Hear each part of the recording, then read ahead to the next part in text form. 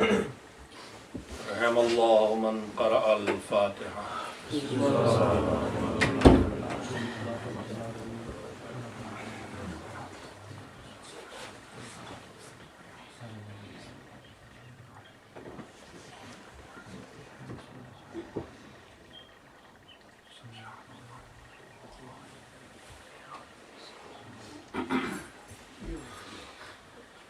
اعوذ باللہ من الشیطان اللعین الرجیم. بسم اللہ الرحمن الرحیم. الحمد للہ رب العالمین والعاقبۃ للمتقین والجنۃ للمؤمنین والنار للملحدین والصلاة والسلام على سید الانبیاء والمرسلین سیدنا و نبینا و شفیعنا ابی القاسم محمد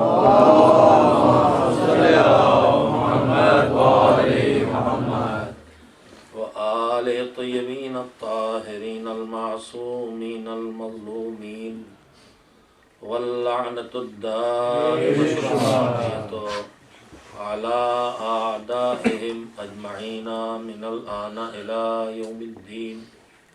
أما بعد فقد قال الله سبحانه وتعالى في كتابه المبين وهو أصدق الصادقين وقوله الحق. بسم الله الرحمن الرحيم. إنما وليكم الله ورسوله والذین آمنوا الذین یقیمون الصلاة ویؤتون الزکاة وهم راکعون. صلوات بھیجئے محمد.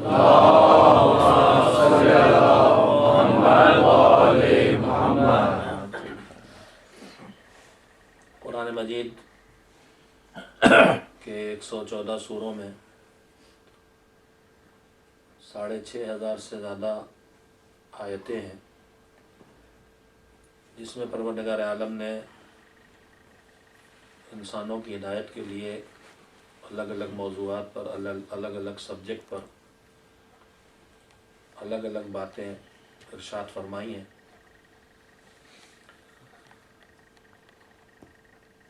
ان آیات میں کچھ آیتیں وہ ہیں جن سے ہمارا یہ مجلسی مجمع واقف ہے. مثلاً اگر میں صرف آیہ تطہیر کہتا ہوں، جیسے ہی میں کہتا ہوں آیہ تطہیر، تو ہمارا یہ مجمع سمجھ جاتا ہے کہ کس آیت کی بات کر رہے ہیں. یا اگر میں کہتا ہوں کہ آیہ مودت، تو یہ مجلس سننے والا مجمع سمجھ جاتا ہے کہ کون سی آیت ہے.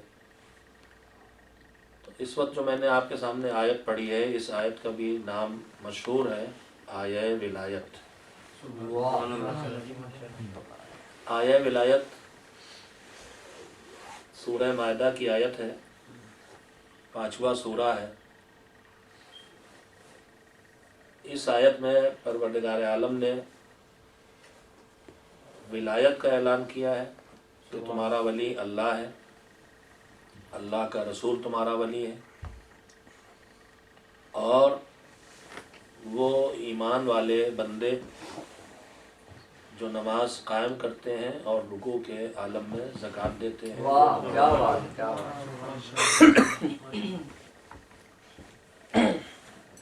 میں نے اس وقت اس آیہ کریمہ کو آپ حضرات کے سامنے اس آیت کے جو بہت سے پیغامات ہیں، ان پیغامات میں سے ایک پیغام کی طرف متوجہ کرنے کے لیے پڑھا ہے. یہ مجلسی مجمع یہ بھی جانتا ہے کہ اس میں جو رکوع میں زکوٰۃ دیتے ہیں والی بات ہے، یہ کس کے لیے کہی گئی ہے. بسم اللہ. اگر میں اسے سمیٹ کے کہوں تو پھر آیت کا ترجمہ یہ ہوگا کہ تمہارا ولی اللہ ہے، تمہارا ولی اللہ کا رسول ہے، اور تمہارے ولی علی ہیں. نعرہ حیدری. اب یہ جو علی ولی ہیں، تو میرا ایک سوال یہ ہے کہ آیت سورہ مائدہ کی آیت ہے، اور سورہ مائدہ مدینے میں نازل ہوا ہے، بسم اللہ اور مدینے کی زندگی کب شروع ہوئی ہے؟ 13 سال مکے میں تبلیغ کے بعد پیغمبر نے مدینے کی طرف ہجرت کی ہے۔ 23 سال کے مولا علی ہیں جب ہجرت ہوئی ہے، تو اس کے بعد ہی بہرحال یہ آیت آئی ہے۔ تو کیا اس آیت کے آنے سے پہلے علی ولی نہیں تھے؟ بسم اللہ اور یہ سوال صرف اسی جگہ نہیں ہے، آیت تطہیر نازل ہوئی ہے، بسم اللہ آیت تطہیر سورہ احزاب میں ہے، قرآن مجید کا 33واں سورہ ہے، یہ بھی مدنی سورہ ہے۔ مباہلے کے واقعے کے آس پاس یہ آیتیں نازل ہوئی ہیں۔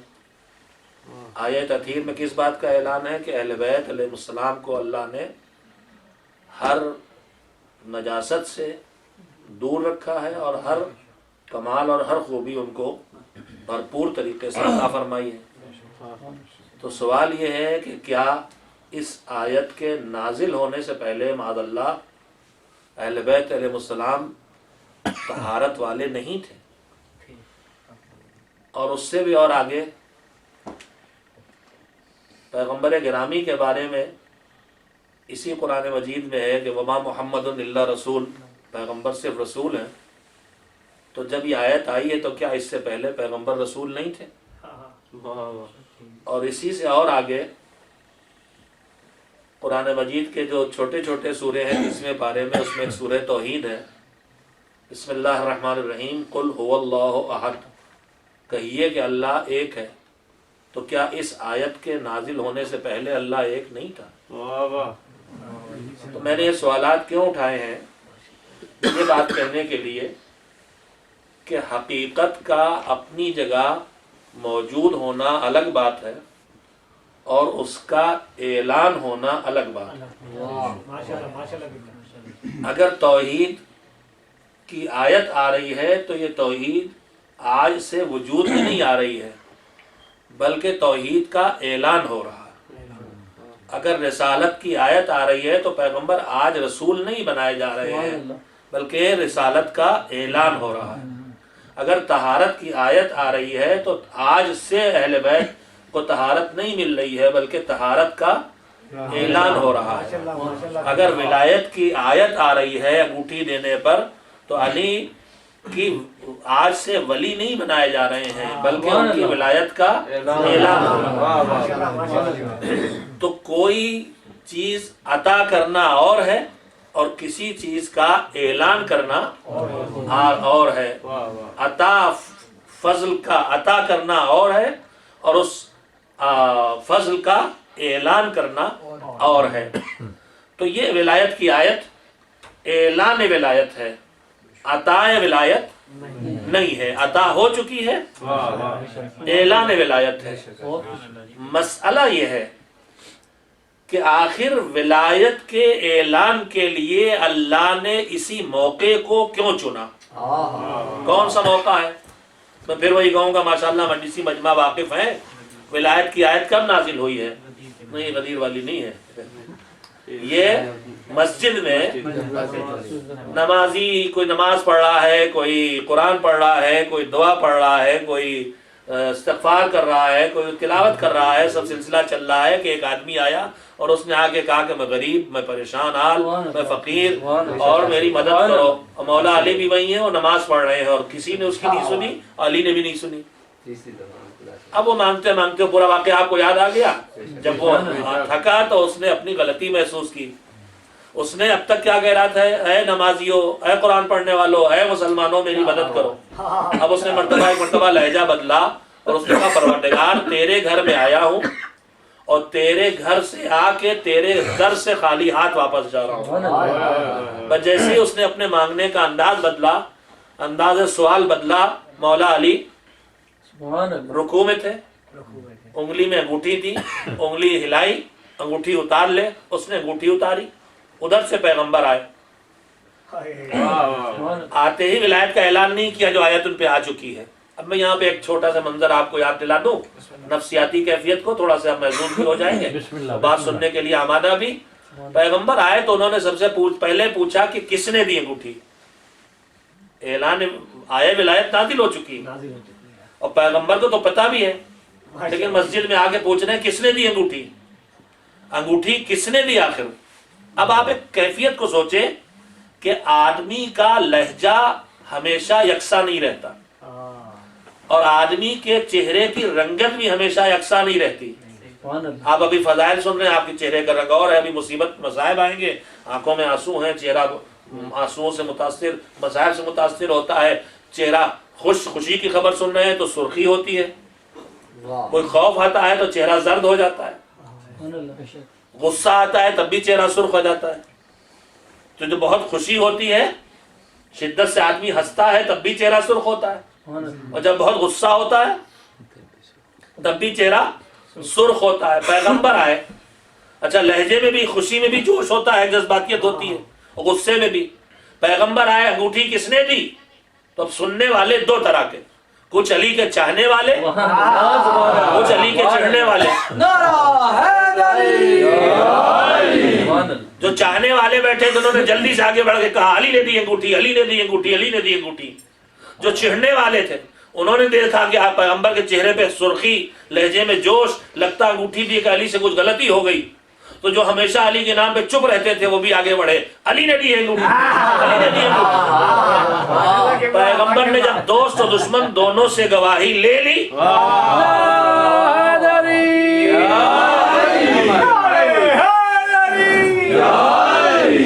تو اعلان کر دیا کہ جس نے انگوٹھی دی ہے وہ تمہارا ولی ہو گیا۔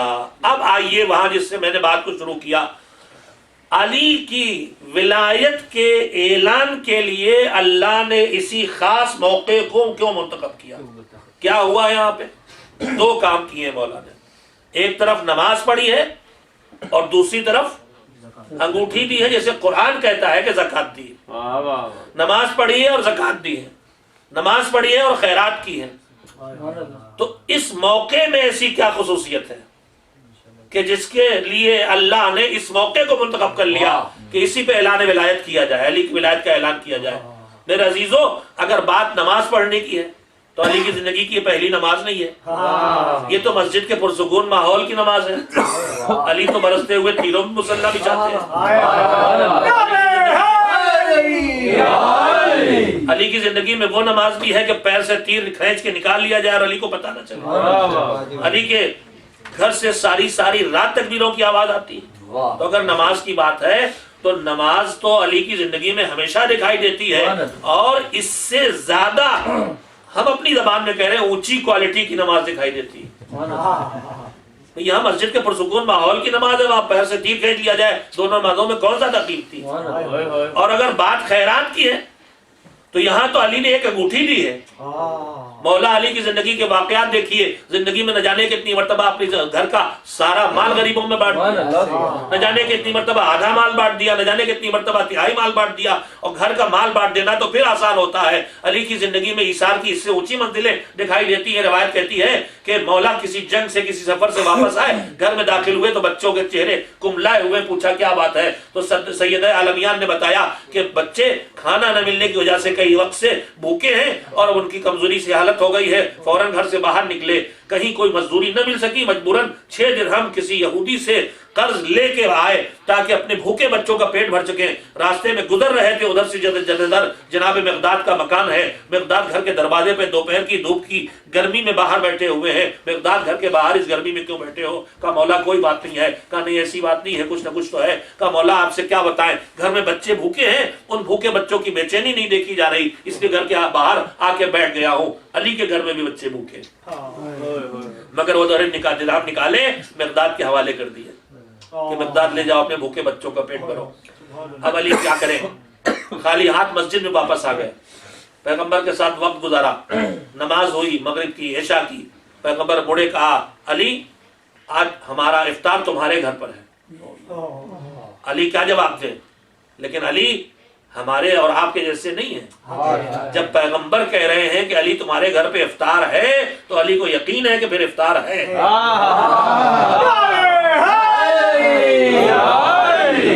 کہتے کہ پیغمبر میرے گھر میں کچھ نہیں ہے آج. کہا چلیے تشریف لے چلیے. گئے تو دیکھا حضرت زہرا مصلی پہ تشریف فرما, پہلو میں ایک طبق رکھا ہے, طبق میں کھانے رکھے ہیں. زہرا یہ کہاں سے آیا؟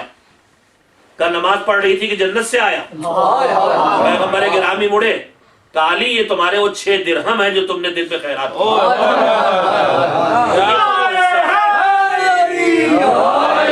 یہ تو وہ حصہ ہے کہ جو ان کی فضیلتوں کا تذکرہ ہے. لیکن جس وقت وہ اپنے بھوکے بچوں کی بھوک کے باوجود مقداد کو دے رہے تھے کہ لے جاؤ اور اپنے بچوں کا پیٹ بھرو, یہ خیرات, اس کی کوئی مثال ملتی ہے؟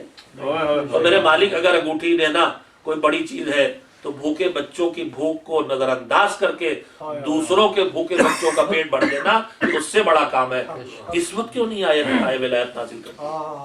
نمازوں کی بات ہے تو اس سے اونچی نمازیں, خیرات کی بات ہے تو اس سے اونچی خیرات, مگر اللہ نے اس موقع کو منتخب کیا. آپ کا سارا واقعہ اسی پوائنٹ کے لیے لیا ہے میرے عزیزوں, جو پیغام اس آیت کے اندر موجود ہے.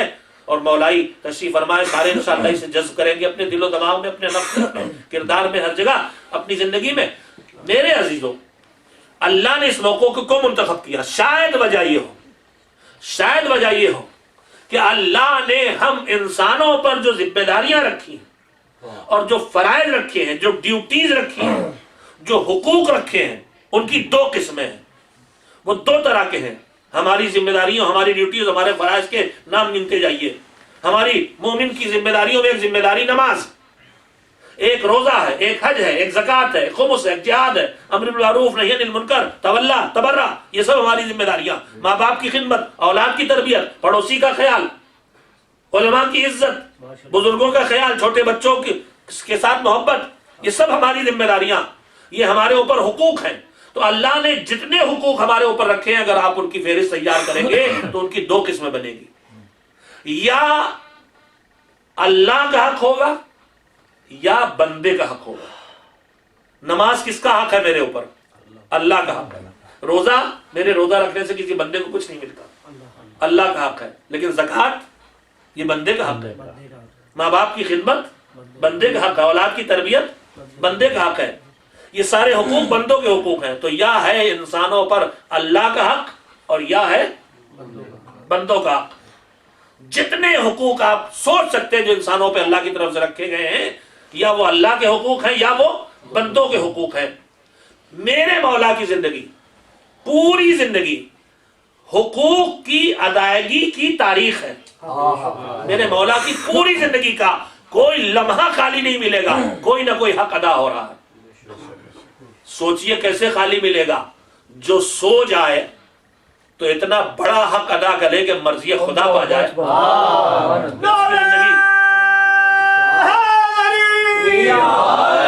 اس کی زندگی حقوق کی ادائیگی سے کہاں سے خالی ہو سکتی ہے؟ میرے مولا کی پوری زندگی حقوق کی ادائیگی کی تاریخ ہے. مگر اب یہاں سے غور کیجئے گا, مگر غور کیجئے, جب ساری رات تکبیریں کہہ رہے ہیں علی, تو کس کا حق ادا ہو رہا؟ اللہ کا حق ادا ہو رہا. جب صبح دروازے پہ سائل آتا ہے اور اسے دروازے کے پیچھے سے چھپ کے تھیلیاں تھما دیتے تھے درہم و دینار کی, تو کس کا حق ادا ہوتا ہے؟ بندے کا حق ادا ہوتا ہے. تو پوری زندگی علی کی حقوق کی ادائیگی کی تاریخ ہے, مگر کبھی اللہ کا حق ادا ہوتا ہے اور کبھی بندے کا حق ادا ہوتا ہے. مگر مسجد النبی میں جب نماز پڑھتے ہوئے زکوٰۃ دی تو نماز پڑھ کے اللہ کا حق ادا ہوا, زکوٰۃ دے کے بندے کا حق ادا ہوا.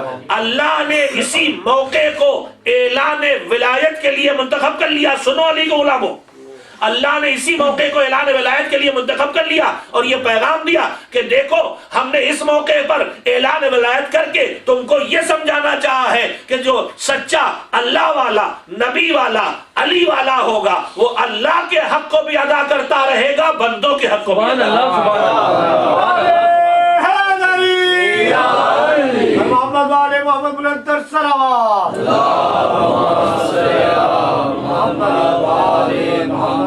اور صلوات بھیج دے محمد.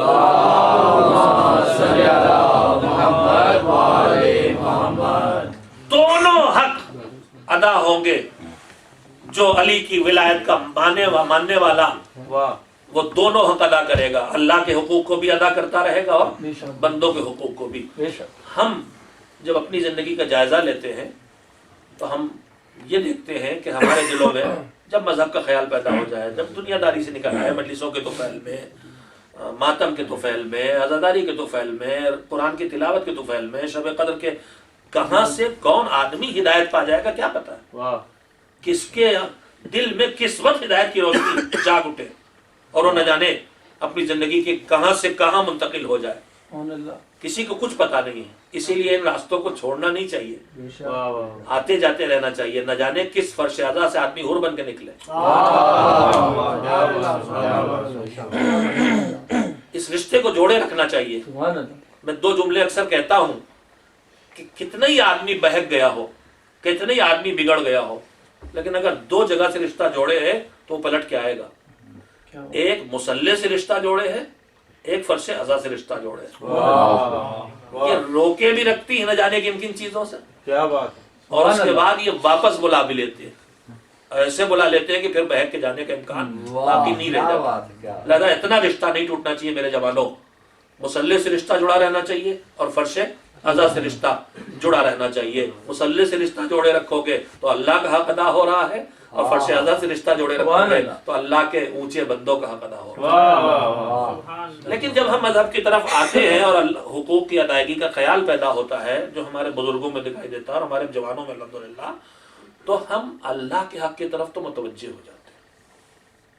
آدمی نماز پڑھنے لگتا ہے، تلاوت کرنے لگتا ہے، دعائیں پڑھنے لگتا ہے، سب ہونے لگتا ہے، لیکن بندوں کے معاملات میں ہماری طرف سے کوتاہی کم نہیں ہوتی۔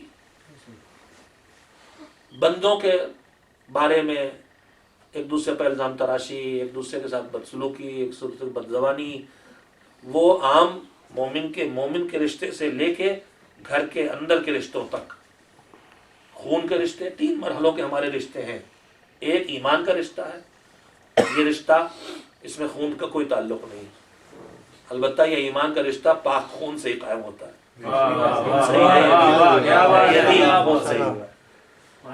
لیکن اس میں خون کا مشترک ہونا ضروری نہیں، بس طہارت شرط ہے۔ یہ ایک رشتہ مومن کا مومن سے رشتہ ہوتا ہے، مومنہ کا مومنہ سے رشتہ ہوتا ہے۔ اس کے بعد دوسرا رشتہ ارحام کا رشتہ ہے، خون کا رشتہ ہے، چاہے بہت نزدیک کا ہو، سگے بھائی بہن، چچا پھوپھی، خالہ ماموں، یا تھوڑا فاصلے والے ہوں۔ تیسرا رشتہ وہ ہے جو اللہ کے بنائے قانون سے بنتا ہے، زوجہ اور شوہر کا رشتہ، میاں اور بیوی کا رشتہ۔ ان تینوں مرحلوں میں ہم بندوں کے حقوق کے سلسلے میں لاپرواہی کا شکار ہو جاتے ہیں۔ نمازی ہوتا ہے، قرآن پڑھنے والا ہوتا ہے، نوحہ خوان ہوتا ہے، ماتمدار ہوتا ہے، لیکن ان رشتوں میں بھائی پہ ظلم کر رہا ہے، زوجہ شوہر کو تنگ کر رہی، شوہر بیوی کو ستا رہا ہے، ماں باپ بچوں کو تنگ کر رہے ہیں، نوبت یہ بھی ہے، اولاد ماں باپ کا خیال نہیں کر رہی ہے، یہ حالات پیدا ہوتے ہیں۔ میں اس سلسلے میں ایک عمومی بات کہنا چاہتا ہوں، میں اپنے سارے بھائیوں اور میری آواز میری بہنیں اگر سن رہی ہیں میرے عزیزوں، اللہ نے اس زمین پر جتنے گھر بنائے ہیں یا بنوائے ہیں، یا جتنے زمین پر گھر بنے ہیں، ان گھروں میں ایک گھر وہ ہے جو کہلاتا ہے اللہ کا گھر۔ وہ گھر کون سا ہے؟ وہ گھر ہے مکے میں، خانہ کعبہ۔ خانہ کعبہ اللہ کا گھر ہے۔ اب اس کے بعد یہ گھر تو اللہ نے اپنے اسپیشل آرڈر سے اپنے خاص بندوں سے بنوایا ہے، لیکن اس کے علاوہ بھی اور بھی گھر ہیں جو اللہ کا گھر کہلاتے ہیں۔ مسجد کہیں بھی ہو، کس کا گھر ہے؟ اللہ کا گھر ہے۔ یہ مسجد کون بناتا ہے؟ ہمارے اور آپ کے جیسے عام لوگ بناتے ہیں، گنہگار بندے، خطا کار بندے بناتے ہیں۔ اس کے علاوہ ایک تیسرا گھر بھی ہے، مجلسوں میں آپ نے سنا ہے، ایک کعبہ ہے اللہ کا گھر، ایک مسجد ہے اللہ کا گھر، ایک تیسرا گھر اور بھی ہے جو اللہ کہتا ہے میرا گھر ہے۔ حدیث قدسی میں اس پروردگار عالم کا اعلان ہے کہ اے میرے بندے مومن، خلوص دل کے ساتھ میری عبادت کر، میں تیرے دل کو اپنا گھر بنا لوں گا۔ تو ہر وہ بندے مومن جہاں خلوص پایا جاتا ہے، وہ سینے میں جو دھڑکتا ہوا دل ہے، وہ بھی اللہ کا گھر ہے۔ اب میں احکام جو ہیں اللہ کے گھر کے، ان میں سے مثال کے طور پر اس کو پاک رکھنا واجب ہے۔ مسجد، خانہ کعبہ پاک رکھنا واجب ہے۔ اگر نجاست آ جائے تو نماز کو توڑ کے پہلے اسے پاک کرو. اتنی اہمیت، اتنی دیر بھی نجس نہیں رکھا جا سکتا، اس کو پاک کرو، اسے پاک رکھنا واجب ہے. انہی میں سے احکام میں سے ایک حکم یہ ہے کہ اس کی کوئی چیز ہم استعمال نہیں کر سکتے. ہم لوگ اس سلسلے میں تھوڑا سا لاپرواہ ہیں یا بے خبر ہیں یا بے توجہ ہیں. لوگ مسجدوں سے، امامباڑوں سے مثلا دعا کتاب اچھی لگی گھر اٹھا لے گئے. ہمارے گھر میں سجدہ گاہ نہیں، یہاں بہت ہے، چلو اللہ میں کیا کمی دیکھا ہے. لیکن یہ جائز نہیں ہے قطعاً، ایک ذرہ بھی وہاں کا نہیں اٹھا سکتے ہم، جواز نہیں اس کا کوئی.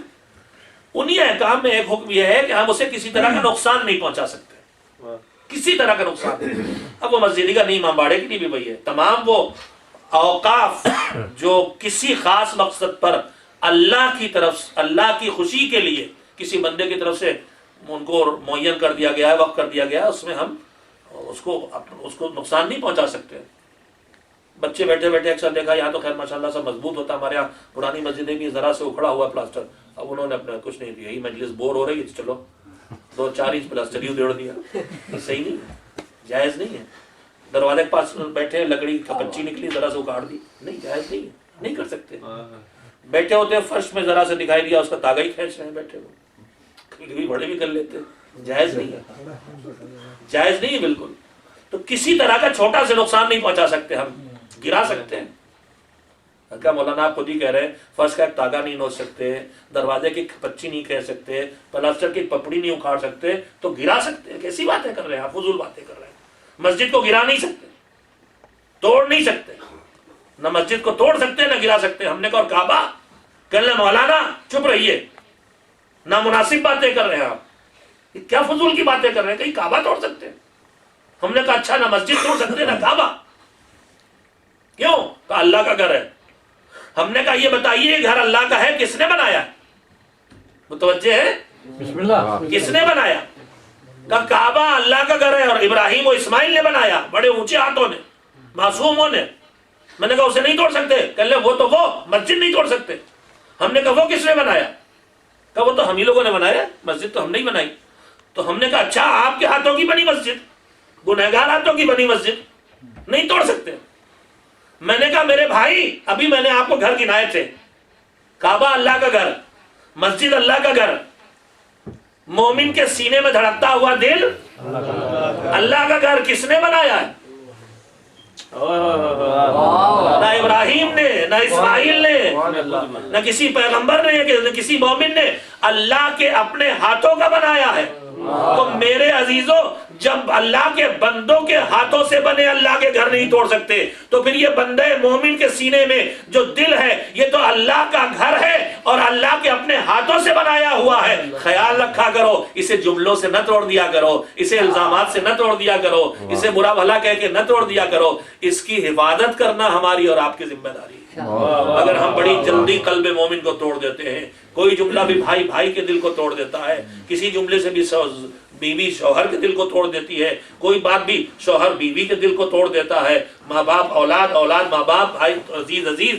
خیال رکھنے کی ضرورت ہے. وجہ کیا ہے کہ ہم اللہ کے حقوق کی طرف متوجہ ہیں، لیکن ادھر ہم کم متوجہ ہیں. میری اس وقت کی آپ کی گزارش کے اندر، آپ کے سامنے جتنی گزارش ہے، اس کا اصل مقصود اور اصل پیغام یہی ہے کہ آیا ولایت ہم سے یہ کہہ رہی ہے کہ دیکھو اللہ کا حق بھی ادا کرتے رہو اور بندوں کا حق بھی ادا کرتے رہو. ایک صلوات بھیج دیں محمد و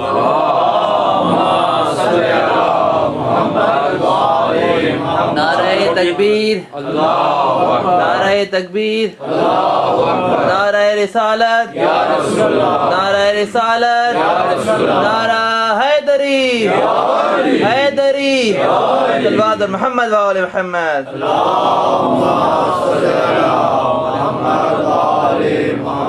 میں ایک تجربے کی بات اور آپ سے بتا دوں کہ ہم سوسائٹی میں سب ایک دوسرے کے ساتھ رہتے ہیں. اللہ نے ہم کو ساتھ رہنے کے لیے بنایا، اور یہ بہت بڑا کرم اس پروردگار کا کہ اس دیار کفر میں آپ کی اپنی سوسائٹی وجود میں آ گئی.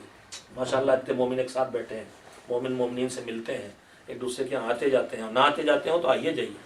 احمد الرف یہ اللہ نے انتہائی درجہ پسندیدہ کام جو اللہ کی نگاہوں میں ہے، ان میں سے ایک عمل جانتے ہیں کیا ہے؟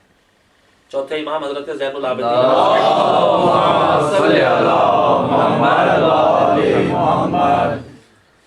ने क़यामत में कुछ लोगों का जिक्र किया है जो बगैर हिसाब के जन्नत भेजे जाएंगे।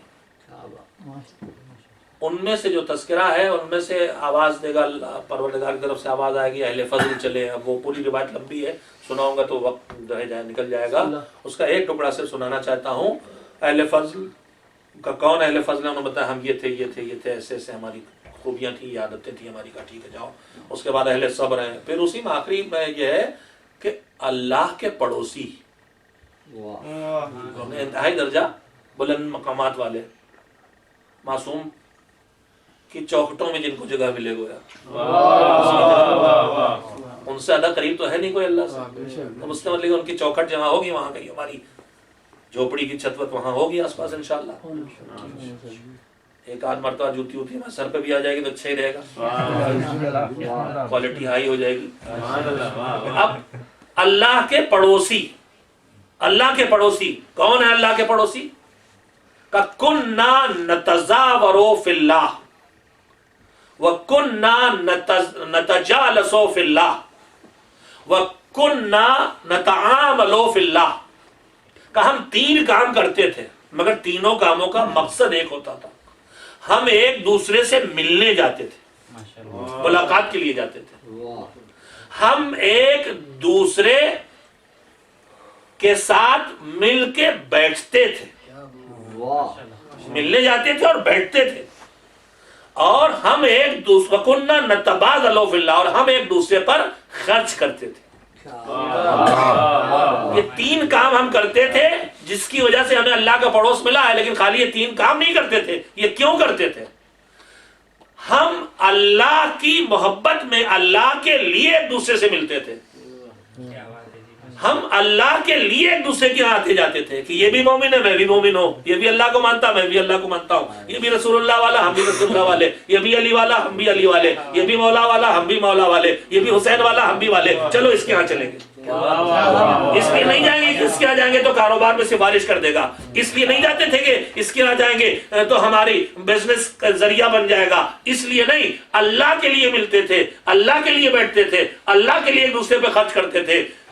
ये जिंदगी का उसूल अगर हमने अपनाया तो अल्लाह कहता है क़यामत के बाद हमारा पड़ोस तुम्हें नसीब होगा, यानी मोहम्मद वाले मोहम्मद अलैहिस्सलाम के कदमों में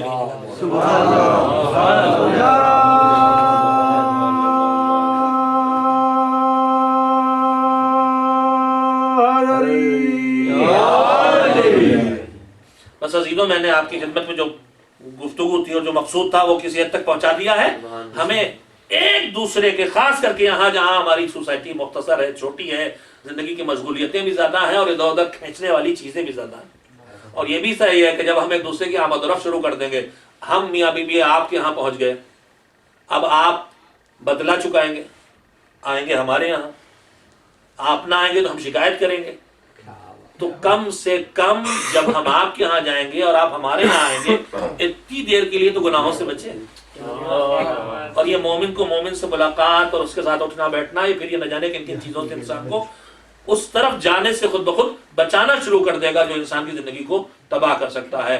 बस मैं इससे ज्यादा आप हजरात का वक्त नहीं लूंगा। मेरे अजीजों, याद रखिए, अल्लाह के हक को अदा करने के लायक ये इंसान तब बनता है जब बंदों के हक को अदा कर सके और कर डाले, वरना लाख हक को अदा करके भी किसी लायक नहीं बनता। आखिरी जुमला और आखिरी रिवायत जो मेरे हर भाई और हर बहन दोनों के काम की है, रसूल अकरम हजरत मोहम्मद मुस्तफ़ा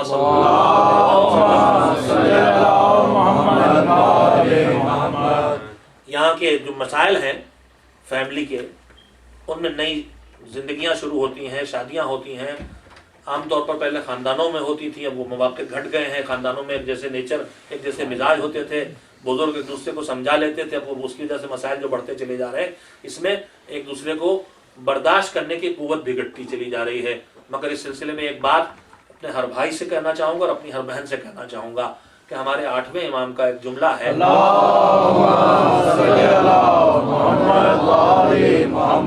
आप कभी चाय बनाते हैं प्याली में तो हम अपनी अपनी मर्जी से मसलन रंग وہ دودھ پتی والی چائے نہیں, یہ انگلش کی ہوتی ہے. ہم نے پانی کھولایا, پتی ڈالی, ایک پتی ہم نے پانی اپنے حساب سے گلاس میں, کپ میں, پیالی میں اتنا ڈالا جتنی چائے ہمیں پینا ہے, یا ہلکے رنگ کی چائے پینا ہے یا تیز رنگ کی پینا ہے. اب ہم نے چائے کا پانی ڈالا اس میں, پھر اس میں دودھ ڈالا. دودھ بھی اپنے اپنے ذوق سے ہر آدمی کوئی کم ڈالتا ہے, کوئی زیادہ ڈالتا ہے.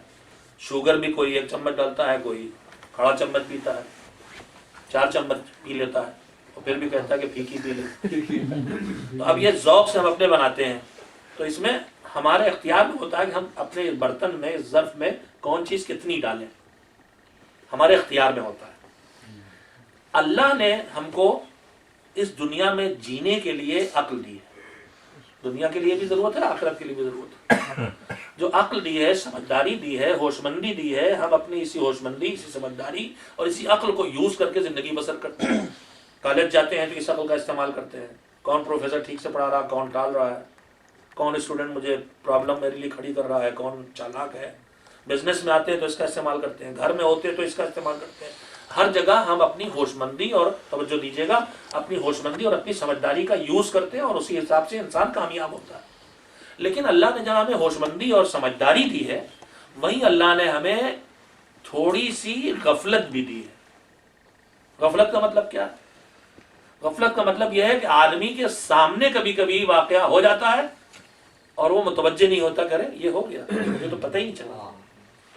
بچہ مثلا یہاں سے لے کے ویڈیو گیم مجلس میں بٹھا کے, باپ آئے تھے کہ چلو بیٹھ کے مجلس سنو, اور ایک مرتبہ آیا اور چپکے سے باپ کا موبائل اٹھایا اور لے کے, اور ہمیں پتہ نہیں چلتا کہ وہ لے گیا چپکے سے, سامنے سے لے کے جاتا ہے, ہم کسی اور طرف متوجہ ہیں اور ہم نے دھیان نہیں دیا.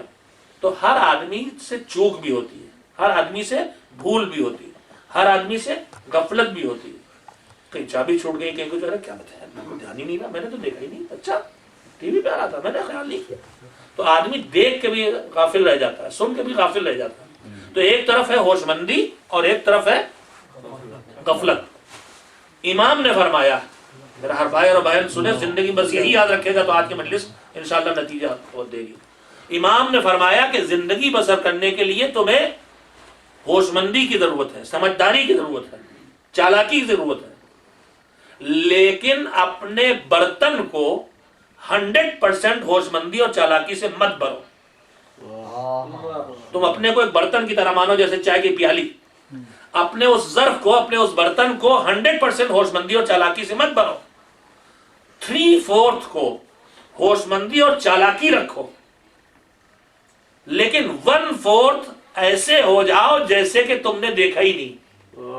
غفلت رکھو, دیکھ کیسے ہو جاؤ جیسے بچے نے جو کیا دیکھ لیا ہم نے, بچے نے گڑبڑی کی ہے, ہوم ورک پہ بٹھایا تو ہوم ورک کرنے کے بجائے کھیل چل رہا ہے, چپکے چپکے اگلے والے پیج پہ ڈرائنگ چل رہی ہے, کھیل تماشا. لیکن دیکھ کے ایسے ہو جاؤ جیسے 3 بار دیکھا, لیکن 1 بار ایسے ہو جاؤ جیسے دیکھا نہیں. بیگم سے 4 بار سن کے ٹکر لے لی, لیکن 1 مرتبہ سن کے ایسے ہو جاؤ جیسے سنا ہی نہیں, بہرے ہو گئے. سن کے ایسے ہو جاؤ جیسے سنا نہیں, سن کے ایسے ہو جاؤ جیسے سمجھا نہیں, دیکھ کے ایسے ہو جاؤ جیسے دیکھا نہیں. امام کہتے ہیں کہ 3/4 حصہ رکھو ہوش مندی کا, کہ جہاں ہوش سامنے رہے, غلطیاں چیک کرو, غلطیوں پہ ٹھوکو, غلطیوں سے روکو, لیکن 1/4 حصہ زندگی کا رکھو غفلت کا, تاکہ تمہاری زندگی بھی سہولت کے ساتھ بسر ہو اور تمہارے ساتھ والوں کی زندگی بھی سہولت کے ساتھ. یہ زندگی کا اصول ہے, یہ دوستوں کے لیے بھی ہے, یہ عزیزوں کے لیے بھی ہے, یہ رشتہ داروں کے لیے بھی ہے, یہ میاں بیوی کے اور زوجہ اور شوہر اور ہسبینڈ اور وائف کے لیے بھی ہے, کہ 3 حصہ ہوش مندی اور 1 حصہ غفلت کا رکھا جائے.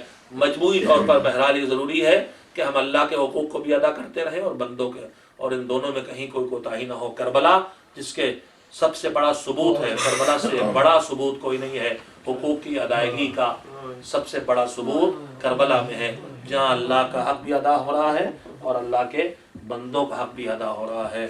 اللہ کا حق ہو رہا ہے اس طرح سے ادا کہ نماز پڑھی جا رہی ہے, سجدہ کیا جا رہا ہے, تیروں کی بارش ہو رہی ہے, چاروں طرف سے تیر برس رہے ہیں, اور بندوں کا حق ادا ہو رہا ہے اس طرح کہ خود شہادت کی دہلیز پہ کھڑے ہیں, اور پھر بھی فکر ہے تو بس اللہ کے عظیم بندے حسین کی فکر ہے.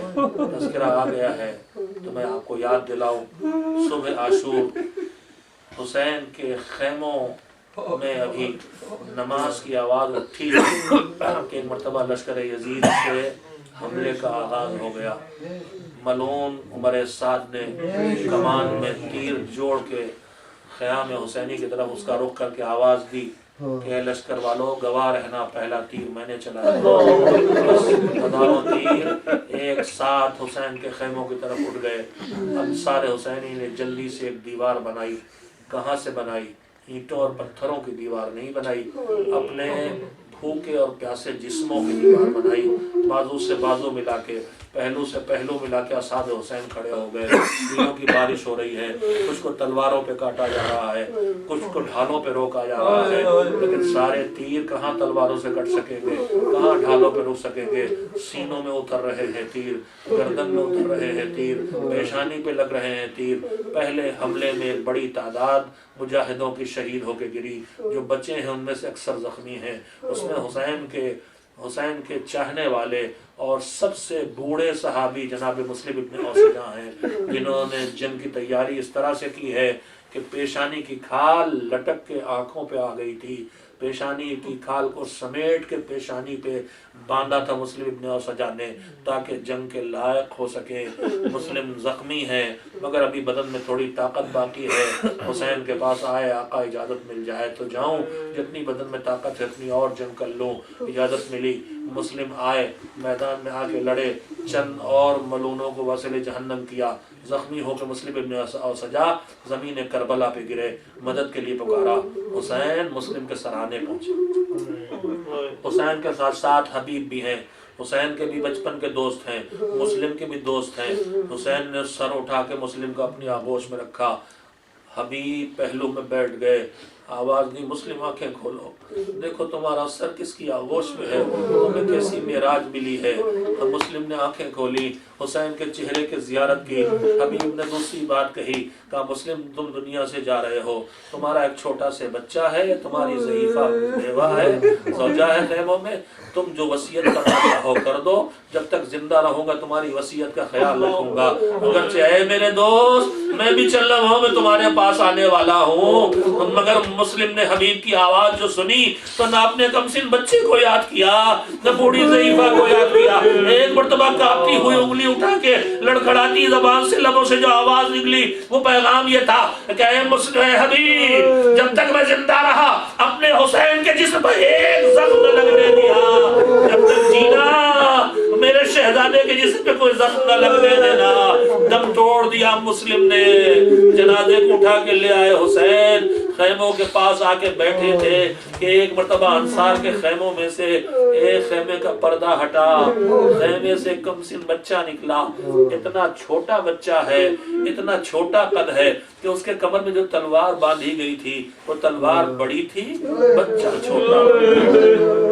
हम इन बातों को जबान से कह तो सकते हैं मगर वाकई महसूस नहीं कर सकते हैं। इतना छोटा बच्चा कि तलवार उससे बड़ी है, लिहाजा तलवार जमीन पे खींच रही है और बच्चा मैदान की तरफ जा रहा है। हुसैन ने आवाज दी, मेरे दोस्तों दौड़ के रोको, ये कमसीनी में वहां पहुंच गया तो कोई इसकी कमसीनी में रहम न खाएगा। अंसार हुसैनी गए, बच्चे को लेके आए। अज़ादारों एक सवाल पूछूं, क्या ये बच्चे को समझाने गए थे तो तमाचे मार के वापस लाए हो, मार के नहीं तो फिर असर आशूरा कहाँ चले गए? हुसैन की यतीमा खैमों से निकली है 3-4 साल की सकीना, कोई तमाचे मारता है, कोई तालियाने लगाता है। से बच्चे को लेके आए अंसार हुसैन, बच्चा आ गया। हुसैन ने कहा तुम कौन हो? कहा जिसकी लाश आपके सर आपकी आगोश में है मैं उसी मुस्लिम का बेटा हूँ। क्या है? कहा मौला आपकी तन्हाई देखी नहीं जाती, आपकी मदद करने के लिए जा रहा हूँ। कहा बेटा तुम्हारी बूढ़ी माँ खैमे में है, तुम्हारा बाप शहीद हो गया, तुम अभी कमसिन हो, अपनी अम्मा का सहारा बनो, खैमे में वापस चले जाओ। बच्चे ने नन्हे नन्हे हाथ जोड़े, आका जिस अम्मा का आप नाम ले रहे हैं उसी ने तो तलवार लगा के मुझे भेजा है। हुसैन राजी नहीं होते कि एक मर्तबा फिर दरे खैमा का पर्दा हटा, एक ज़ईफ़ा सर पे चादर डाले निकली। अरे मेरे आका हुसैन मुस्लिम मरते जंग करके क्या